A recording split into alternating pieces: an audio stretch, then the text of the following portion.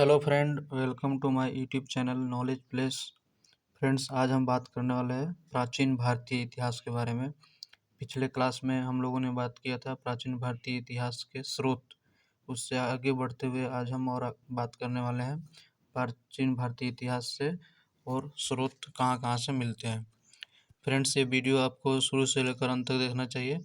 इसमें दी गई जानकारी आपको एमटीएस, सीएचएसएल, सीजीएल, सीआरपीएफ तथा और किसी भी सरकारी एग्जाम के लिए बहुत ही इम्पोर्टेंट होने वाला है। तो चलिए शुरू करते हैं आज का सेशन। तो फ्रेंड्स, आज हम बात करने वाले हैं प्राचीन समय में जो साहित्य लिखे गए, प्राचीन समय में जो प्रमुख साहित्य लिखे गए उनके लिखने वाले का नाम तथा उस साहित्य में क्या क्या ऐसी मुख्य बातें दी गई थी उसके बारे में। यहाँ से एग्जाम में प्रश्न के बनने की संभावना अधिक से अधिक रहती है। तो ये जितने भी अभी आपको बताया जाएगा उसे आप अपने कॉपी में नोट डाउन करते जाएंगे और फिर उसे आप बार बार रिवाइज करते जाएंगे, जिससे कि आपको याद हो जाएगा। चलिए पहले बात करते हैं अष्टाध्यायी। अष्टाध्यायी जो साहित्य यानी जिसको पुस्तक बोलेंगे, अष्टाध्यायी जो है वो पाणिनि के द्वारा लिखा गया जो एक व्याकरण ग्रंथ है। अष्टाध्यायी पुस्तक पाणिनि के द्वारा लिखा गया जो एक व्याकरण ग्रंथ है। दूसरा बात करें तो मुद्रा राक्षस। मुद्रा राक्षस साहित्य के लिखने वाले का नाम है विशाख दत्त, यानी विशाख दत्त के द्वारा मुद्रा राक्षस लिखी गई, जिसमें हमें मौर्य काल के बारे में जानकारी मिलती है। यानी मौर्य काल के बारे में जानकारी हमें मुद्रा राक्षस से मिलती है, जिसके लिखने वाले का नाम क्या है, विशाख दत्त। उस तरह से बात करें आगे तो महाभाष्य पतंजलि के द्वारा लिखा गया एक साहित्य है महाभाष्य, जिसमें पुष्यमित्र शुंग के बारे में विशेष जानकारी हमें प्राप्त होती है। तो पतंजलि द्वारा लिखी गई साहित्य कौन सा है, महाभाष्य। आगे बात करते हैं तो कथा सरित सागर। कथा सरित सागर सोमदेव के द्वारा लिखा गया। सोमदेव इसमें हमें मौर्य काल के बारे में जानकारी मिलती है। आगे बात करें तो बृहद कथा मंजरी की बृहद कथा मंजरी साहित्य के लेखक कौन है, क्षेमेंद्र, यानी क्षेमेंद्र के द्वारा बृहद कथा मंजरी लिखा गया। और आगे बात करें तो अर्थशास्त्र बहुत ही महत्वपूर्ण पुस्तक है जो कौटिल्य के द्वारा लिखा गया। अर्थशास्त्र साहित्य बोले या पुस्तक बोले, इससे कोई प्रॉब्लम नहीं है। तो कौटिल्य द्वारा अर्थशास्त्र की रचना की गई। इसी तरह से नीतिसार कामंदक के द्वारा रचना की गई, कामंदक के द्वारा लिखा गया। इसमें हमें गुप्तकालीन राजतंत्र के बारे में जानकारी मिलती है, यानी कि नीतिसार से गुप्तकालीन राजतंत्र के बारे में जानकारी मिलती है। आगे बात करते हैं कालिदास के द्वारा रचित साहित्य मालविकाग्निमित्रम। ये हमें बहुत ही इम्पोर्टेंट क्वेश्चन है, याद होना जरूरी चाहिए, बहुत एग्जाम में बार बार पूछा जाने वाला प्रश्न है। यानी कि कालिदास के द्वारा कौन सा पुस्तक लिखा गया, तो मालविकाग्निमित्रम। इसमें क्या जानकारी मिलती है, तो शुंग वंश, जो प्राचीन समय में शुंग वंश हुआ उसके बारे में जानकारी मिलती है। उसी तरह से और बात करें तो मृच्छकटिकम साहित्य के लेखक कौन है, शूद्रक, जिससे हमें गुप्तकालीन समाज का वर्णन मिलता है। यानी कि गुप्तकालीन समाज का वर्णन शूद्रक द्वारा लिखे गए मृच्छकटिकम पुस्तक यानी कि साहित्य से मिलती है। आगे बात करें तो हर्षचरित साहित्य के लेखक वानभट्ट हैं, यानी कि वानभट्ट के द्वारा हर्षचरित लिखी गई। हर्षचरित राजा हर्ष के उपलब्धियों का वर्णन है, यानी कि जो हर्षचरित जो साहित्य है उसमें हर्ष के द्वारा उपलब्ध जो भी चीज़ें हुई हैं, यानी हर्ष के जीवन से संबंधित घटनाएं, उसके बारे में बताया गया है। आगे बात करें तो रामचरित के जो साहित्यकार है वो संध्याकर नंदी है। इसमें बंगाल के शासक रामलाल के बारे में जानकारी मिलती है। और आगे बात करें तो पृथ्वीराज रासो के साहित्यकार लिखने वाले का नाम क्या है, चंद्रभद्राई पृथ्वीराज रासो के साहित्यकार हैं, यानी कि चंद्रभद्राई के द्वारा पृथ्वीराज रासो लिखा गया, जिसमें पृथ्वीराज चौहान से संबंधित घटना का जिक्र किया गया है। आगे बात करें तो बहुत इम्पोर्टेंट है राजतरंगिणी पुस्तक के लेखक कौन है, कलहन। इसमें क्या चीज़ बताया गया है, इसमें कश्मीर के राजवंशों के बारे में जानकारी दी गई है। इसी तरह से फ्रेंड आगे बात करें तो मिलिंद पन्हो साहित्य के लेखक कौन है, नागसेन, यानी नागसेन के द्वारा मिलिंद पन्हो पुस्तक लिखी गई। और बात करें आगे तो अश्वघोष के द्वारा बुद्ध चरित लिखे गए, यानी कि बुद्ध चरित उपन्यास यानी साहित्य के लेखक कौन है? अश्वघोष।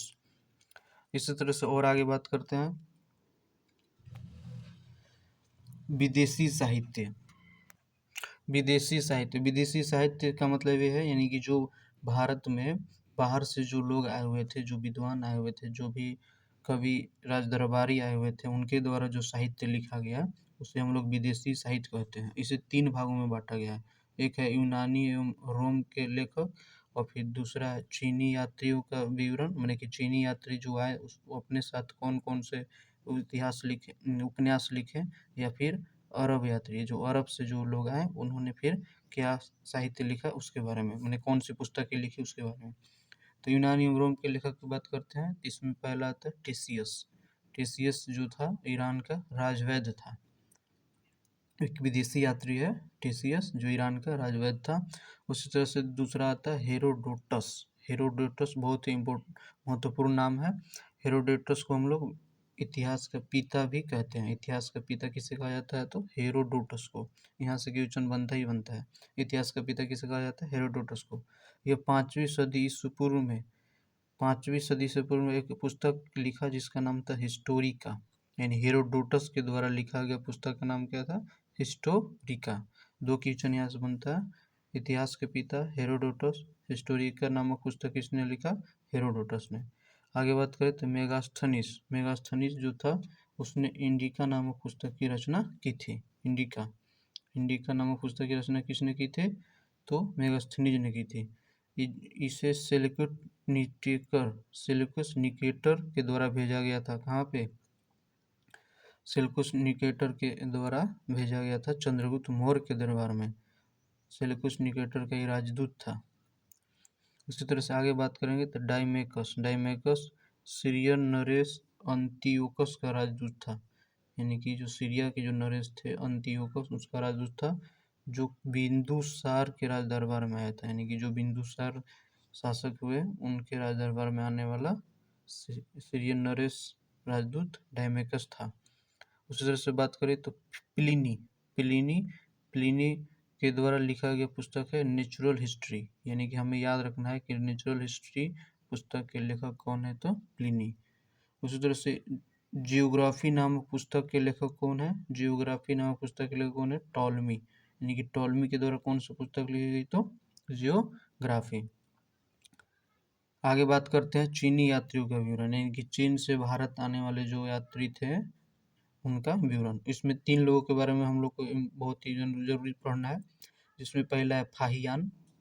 फाहियान 5वीं सदी के प्रारंभ में चंद्रगुप्त के शासन काल में आया था। यानी कि जो फाहियान था सबसे पहले आने वाला चीनी यात्री फाहियान ही था, जो 5वीं शताब्दी के पूर्व में यानी शुरू ही चंद्रगुप्त के शासन काल में आया था। दूसरा था हेनसांग, यह 7वीं शताब्दी के हर्षवर्धन के समय आया था। यानी कि हर्षवर्धन काल में आने वाला जो चीनी यात्री था हेनसांग था। मतलब पूछा जाता है कि चंद्रगुप्त के दरबार में आने वाला चीनी यात्री कौन था? फाहियान था। हर्षवर्धन के दरबार में आने वाला चीनी यात्री कौन था? तो हेनसांग था। क्वेश्चन इस तरह से बनेंगे। उसी तरह से हेनसांग द्वारा लिखित रचना सीयू की है, ये भी एक क्वेश्चन बनता है कि हेनसांग द्वारा कौन सी रचना की गई? तो सीयू की। तीसरा चीनी यात्री था इति सिंह।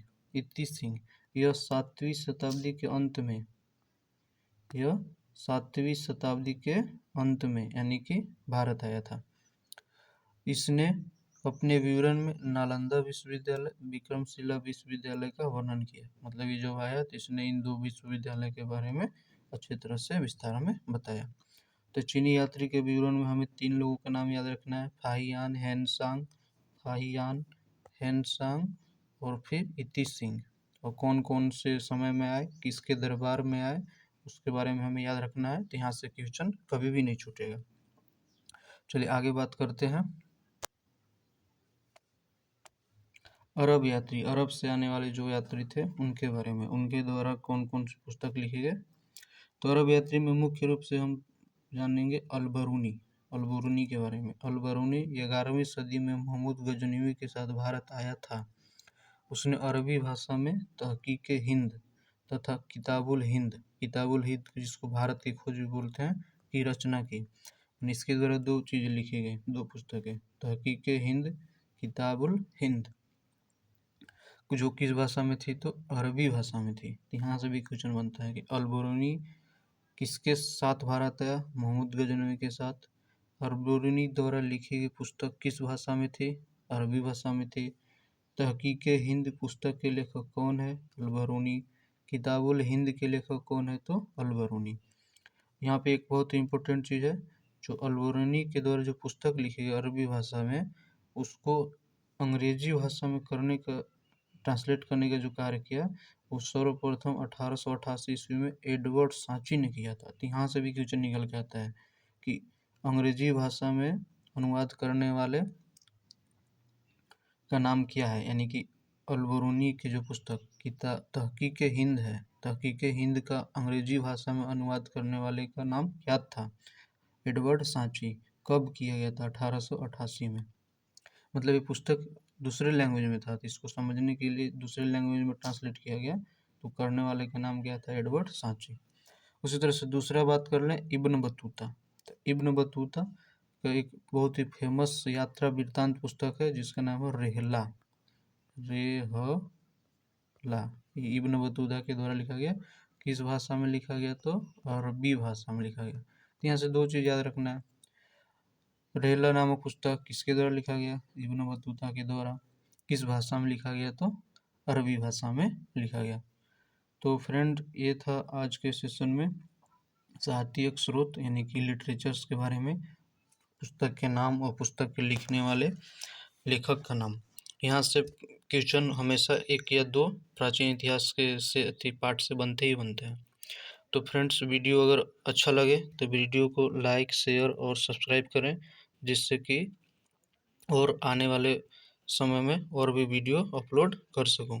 और कमेंट करके कमेंट बॉक्स में ज़रूर से ज़रूर बताएं कि आप और किस टॉपिक पे वीडियो को देखना पसंद करते हैं।